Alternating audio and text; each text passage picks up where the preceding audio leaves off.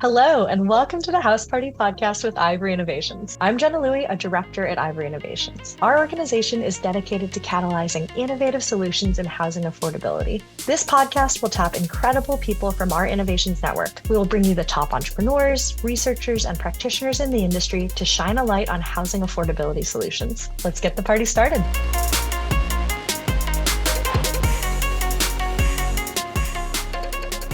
Today, we are thrilled to welcome Aishatu Yusuf, the Vice President of Innovation Programs at Impact Justice, to our podcast. Aishatu has spent the majority of her career working within multiple social systems to create better outcomes for marginalized youth, young people, and their families. With the belief that change must be envisioned through an intersectional lens that captures race and gender identity, Aishatu has worked to reduce the education, health, and employment barriers for formerly incarcerated women and evaluated the strengths and needs of girls in gangs. Aishatu has also worked with federal, state, and local governments to address issues that permeate the youth and adult legal system. She now leads a portfolio of transformational seed-to-scale projects that are transforming the outcomes of people impacted by the justice system. Aishatu holds 2 bachelor degrees from the University of Utah and a master's degree in public administration from Northeastern University. If that weren't enough, she's also in the middle of getting her PhD at Johns Hopkins. Aishatu, welcome to the podcast. Super excited to be here. Hi, Jenna. Hi. So I am thrilled to be talking about your work at Impact Justice and with the Homecoming Project today. But before we get into all of that, I want to start by asking just a little bit about your background and about your story. So how did you come to some of this work? How did you get involved with Impact Justice and then with housing through the Homecoming Project? Yeah, really great question. I think I have multiple inroads to working in the criminal legal system, both from the personal experience of my family as both a family of immigrants and a Black family in America, which are both characteristics in America, at least, that allow people to be more susceptible to interaction with the justice system. And my family is not exempt from that. Because of those reasons, because of those identities, I suppose, I was really interested early on about how we as a society can both understand what's happening in our communities, understand how oppression and institutionalized racism really are impacting and really creating the pathways for people like me and my family to be more susceptible to justice involvement. And so that's kind of how I came to do that. You read off my way too long bio. And, and in that, when I was doing my undergrad work, I actually did my thesis around laws around crack and cocaine. And that really propelled me into some of the work of understanding just how laws and policies fuel the system. And so I began doing some evaluation work. I began doing some education work and understand those pathways. And that really led me to the realization that it's not just one entity. It's not just one failure, but that it is a system of failures that have allowed people like both me and my family, but millions of other folks of color and immigrant families, women, girls, to be disproportionately impacted by the system. And so I really come to this work with the understanding that all of these kind of systems work together. And at different points in my career, I focused on different ones. There was a time that I focused on women and girls. There was a time that I focused on gangs. And now, because I do this work around kind of the premise around it takes more than just a criminal legal solution to solve the problems that we have, really has led me to this big kind of openings, particularly around housing and thinking out just how our housing crises and what led up to this housing crisis is differently impacting people that are impacted by the system, particularly because of their marginalized status from multiple kind of inroads. I think maybe the next place to go then is to talk a little bit more about the system and to talk about housing outcomes. And so maybe can you help paint a picture of and what is taking place and the housing outcomes for people that are interacting with or exiting the incarceration system? And I guess what's quote unquote normal, if there is a normal, and what kinds of new solutions are needed in the space? Yeah. Big question. So I think what's really important to understand is the population that is most likely to both enter the system or be touched by the system are people of color, but primarily Black people. And so it's important to understand that when this population of people enter the system, they've already experienced a series of marginalization that makes them more susceptible to that. So it's the same population that's already experiencing housing marginalization, that's already experiencing push out, that's already experiencing the impacts of gentrification, that's already experiencing the rise in cost of housing and the decrease in opportunities for jobs. So it's already a population that by virtue of their skin color, their race, and their zip code have already experienced oftentimes the fact that there's just less housing, less affordable housing for them. So it's really important to keep in mind when we think about who we're talking about. And then when people enter the system, particularly are incarcerated, and for us, have been incarcerated for a long time, as they exit the system, they're entering communities again that are already suffering from those issues. So they've been away from the broader community for a long time, but they're entering back into a community that has suffering from the same issues that existed before they went into them. And so when people that are leaving prison, particularly because that's the Homecoming Project population, or folks that have been in prison or sentenced to at least 10 years, there's a huge question mark around where do they go? And I would call it less normal and maybe use the term typical around what typically happens. Oftentimes, what happens, right, is kind of the colloquial conversation around $200 on a bus ticket is actually not a lie. I can't speak for every state because I'm not an expert on all this on every state. But by and large, what happens is people leave the system. They are given, in fact, a small amount of money. They are typically provided some type of transportation, whether their family, a bus, or something of that nature, to get back into the community, which is often met with their requirement to report to parole if they are on parole, which oftentimes people are on parole. And a requirement to report to their housing facilities. Many times, what that looks like is some type of congregate transitional housing that is oftentimes paid for via city, county, or state. And many times, how some of my colleagues that have been incarcerated will classify that as it's oftentimes housing that is more restrictive than it was when they are often incarcerated. And that's often because I think an understanding that data does not support around people leaving prison needing very strict parameters around their movement. There's been almost this way of like our society has become a carceral system within itself. And there's a misunderstanding that people that have been incarcerated don't deserve to have the freedoms that all of us have not experienced incarceration do.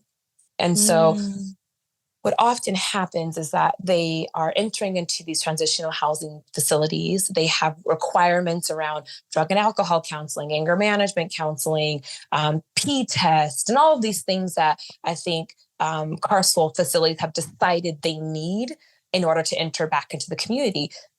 Without any data to support, that individual needs that. So everyone that was in prison does not have a substance abuse issue. Yet oftentimes in transitional facilities, it's required. There's usually curfews and all kinds of restrictions. And for some people, that is necessary, right? For some people, those restrictions are necessary, but it's not for everybody. And what happens is there's kind of this like one size fits all model that often happens for people that are leaving a carceral facility, and they're placed into these housing situations of this one size fits all model that is not fitting them. Wow. And so it sounds like, just to kind of restate some of what you'd mentioned, people who are leaving, prison, and they've been in the system for at least 10 years. That's the population that the Homecoming Project is working with. You mentioned the $200 on a bus ticket being maybe typical for this population, reentering communities where they have been gone for a very long time, and they're not being great housing options. And there are these congregate housing facilities where, right, it's a basically one size fits all model that really doesn't fit all when it comes down to it. And so the importance that we've seen in this space, and why we are so excited to feature you and have you on our podcast as one of our former Ivory Prize winners, is because the Homecoming Project really is doing something new and different when it comes to providing a different version of housing or a different type of set of or different type of housing outcomes, maybe. So tell us a little bit more about the Homecoming Project. How does it work? What does it do? So the Homecoming Project is a project that really was grown out of the idea of the sharing economy model. Basically, the idea that there are rooms inside of folks' homes all across this country, and there are people leaving prison all across this country. And until America's carceral system completely changes, that will continue to happen, which I hope, fingers crossed, will happen. And it is happening in a lot of ways. And so what we do is individuals that have been sentenced to at least 10 years in prison, and that is particularly specific for the Homecoming Project because what the data shows us is that individuals that have been in prison for a long time and reentering back into communities are most likely to be homeless. And that is particularly because, one, lack of affordable housing, lack of jobs availability, but also because they've been gone for a long time. So the navigation of our society when you've been gone for a long time is much harder. And so the Homecoming Project takes individuals that have been sentenced to at least 10 years in prison, and we work really hard. And we call a host recruiter on our team, and they work with actually really reaching out to the broader community. And the Homecoming Project launched in Alameda County, and we blossomed out into Contra Costa County as well. So our host recruiter works just in the communities, actually, with individuals that own a home to actually open up that room they have inside the home and rent that room out to one of our participants, one of those folks that have been in prison for longer than 10 years. We work really hard as an organization to both raise philanthropic dollars, which clearly the Ivy Prize was really helpful in us doing, but also county and state dollars to help fund this project. And that allows us to pay each homeowner $1,400 a month to house that individual. That individual will stay inside of that homeowner's home for 6 months. But the real big piece of this is we provide an individualized case plan for each participant that we have. We have someone on our team called a community navigator. And what that individual does is from the moment they enter the Homecoming Project, they work one-on-one with that person to really help them facilitate their reentry back into the community. And that is everything from helping them save money because we are subsidizing their housing for those 6 months, finding a job, building a resume, reconnecting with the family, working on their integration skills, working on any of the things that they need, whether that's how to get a bus pass, how to get your ID, how to navigate the train system, what in the world is Lyft and Uber. The case manager, the community navigator helps them navigate that. And that is such a key piece to our program that allows each one of our participants to have an individual that works really closely with them as they re-navigate this society. So they're in our project for 6 months. And upon that 6 months, because that community navigator has worked so closely with them, they are able to exit our program to a variety of places. Because we don't believe in a one-size-fits-all model at the Homecoming Project, that exit from the Homecoming Project looks very different. For some people, they've reconnected with their family and they're reentering back into housing with their family, maybe a partner, maybe a parent, maybe another family member. Sometimes that means they move out of the state if they're allowed to do so. Sometimes that means that host and that participant became so close that they've now entered into a lease agreement and they're now roommates. Oftentimes, most often, that means that they saved money and they have a good job and they've saved first, last, and deposit, and they're able to find an apartment. We've worked really hard as a team, with a Homecoming team, to create great relationships with housing developments and different apartment complexes that they know who our participants are, and sometimes they leave apartments open for us to do that. So Wow. our project is really unique in that our goal really is to provide housing for people upon their release or their recent release, so that they can, and subsidize that rent so that they can start to work on the other things that are really important to their transition. What we often say is we built this as a housing model. We built this as a way for us to provide housing opportunities for folks that are leaving prison without having to build a single entity. What we also created was a relationship project, in that oftentimes the relationship forged between the host and with the participant is a beautiful relationship that lasts many years or months to come after they exit the home. And because, again, I'm a data person, we also know that people that are able to create really strong relationships with folks that have different experiences with them than they do have a more likelihood of actually finding success. And that's what we've done with the Homecoming Project. I love your data nerd approach. And, because data is so important to say, not only is what we're doing necessary, it's proved, right? Or at least the data shows that the way that the current system is operating, right, is a little bit unfounded. And Right. so we couldn't be more thrilled than hearing about the model that you've authored here that is not one size fits all, and that really tailors its approach to different participants. I think turning a little bit more to the policy side and what this looks like on a systems level. So you launched the Homecoming Project in Alameda County and Contra Costa County here in the Bay Area. Uh, I'm curious, how do you approach working with other cities or governments on a type of program like this? And so, what's easy or hard about doing something new in a pretty highly regulated area? A lot of housing bumps up against policy, and it's difficult sometimes to make policy change or difficult to get governments to try something new. So, what has that been like? Yeah. Well, one of the reasons, and not to say this is easy because it's actually very hard, and probably any most nonprofit leader would agree with me, fundraising is difficult. And one of the benefits, however, of fundraising with private foundations and donors is that you have money that's oftentimes a little bit more malleable than state or county or city government that's using public dollars.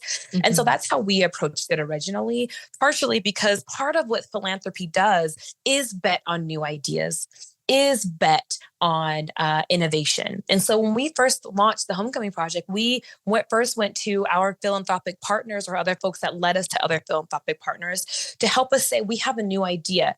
No, it hasn't been done before this population, but it happens all of the time, right? For our project, the sharing economy is not new to us at this point. We trust every single day we get into a car with somebody we don't know is driving it. We trust every day that we rent out a room or a house or a vacation home in a city that's new to us from an owner that we don't know. Happens all the time.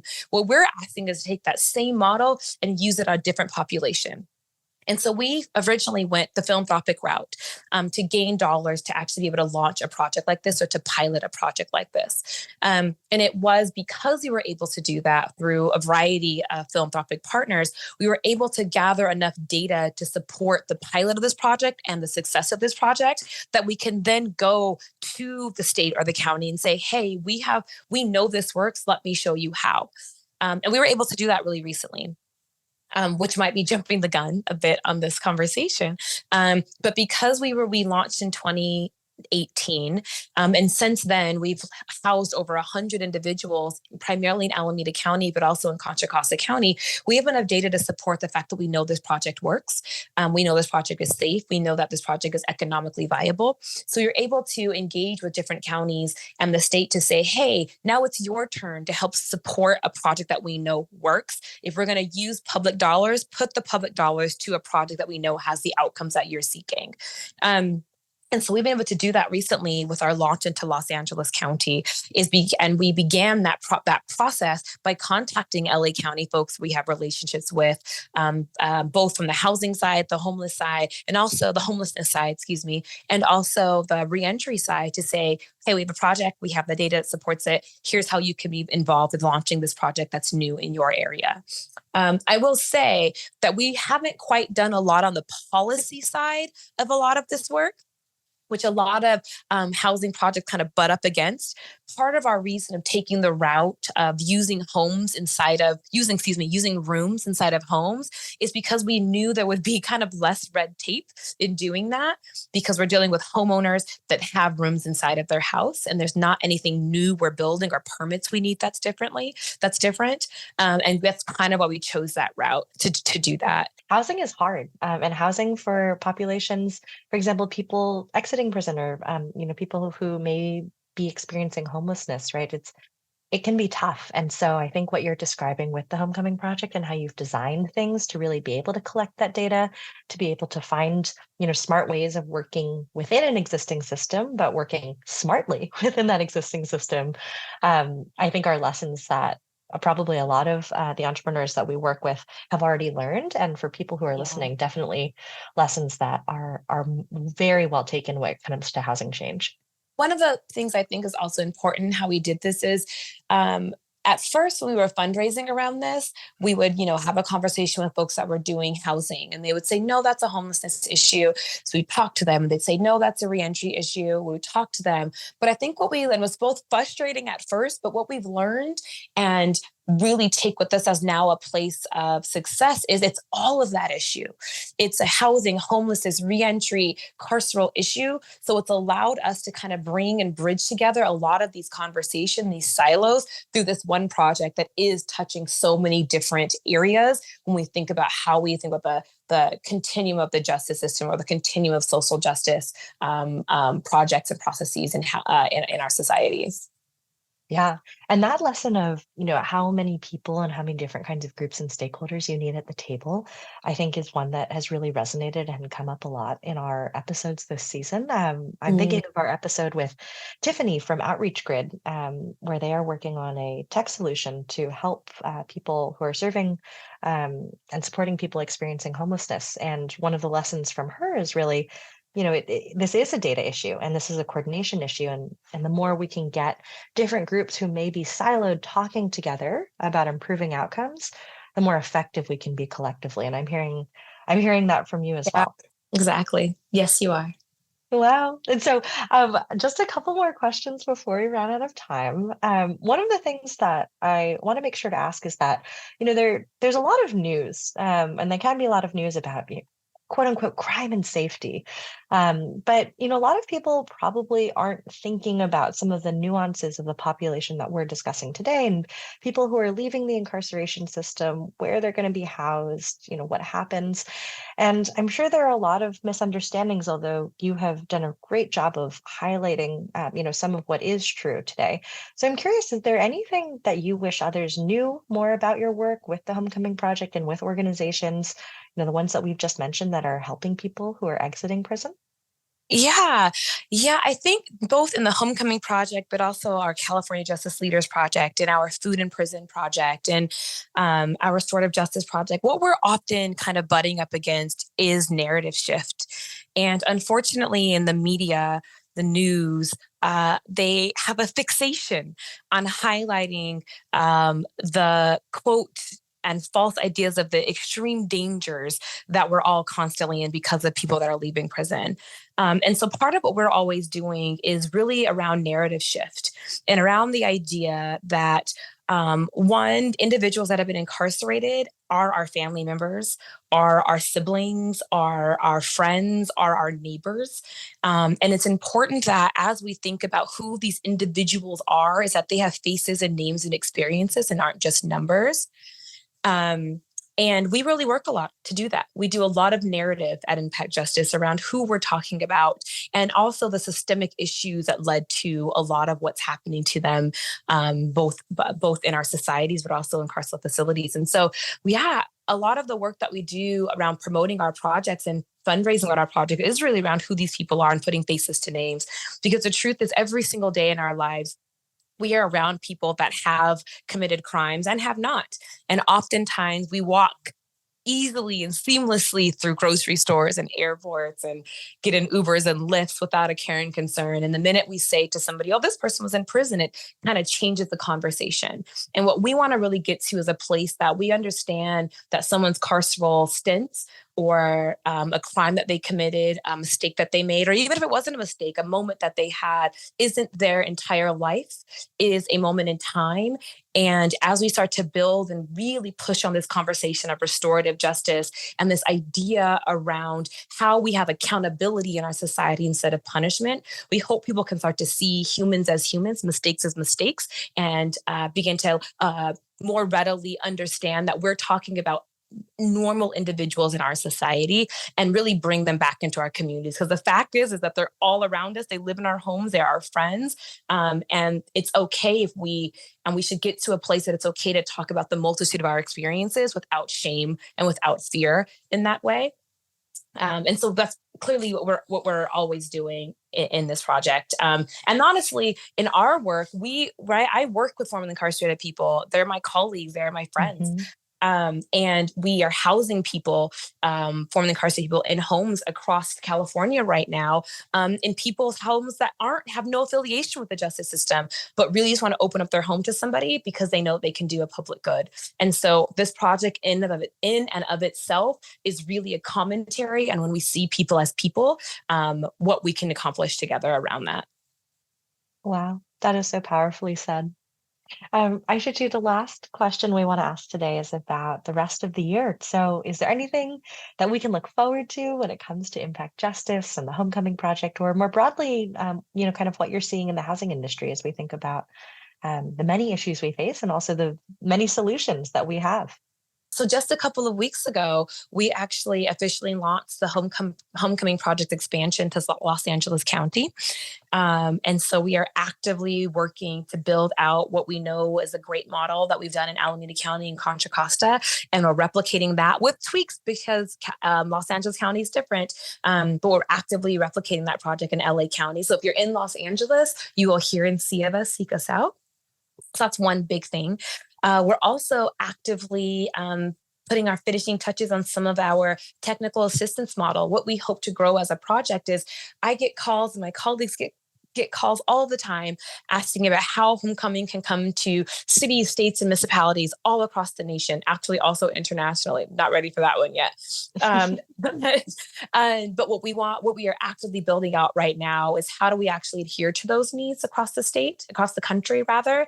And we're actively building out a technical assistance model. We're figuring out what that means for impact justice, but you'll see that coming out really soon in different pieces of iteration with the hopes that we can start to work with communities that want to build out homecoming, but be able to do that with their community using their resources, their nonprofits, and their area, their experts in their organization with the model that we know works.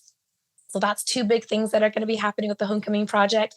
We're also doing a lot of work, as you know, and said Impact Justice is an innovation shop. So there's all kinds of other projects that are happening. So we're also working to actually use the Homecoming Project to work with some of our other projects. So the Homecoming Project is right now working on a partnership with our Food and Prison Project that we're actually going to be providing healthy and fresh foods from our Food and Prison Project to each of our hosts and our participants that enter the Homecoming Project. So we're also working on cross-tabulation and growing out some of the projects that we have inside of Impact Justice as we really expand both here and elsewhere. Wow, that is a really exciting set of great news. And I'm thrilled to hear about the expansion to LA. I know it's something that we talked about last year in conversation. Yes. And so it's wonderful to hear, growth and scale come to fruition. Aishatu, thank you so much for joining us today on our podcast, House Party with Ivory Innovations. Glad to be part of the party. Thank you.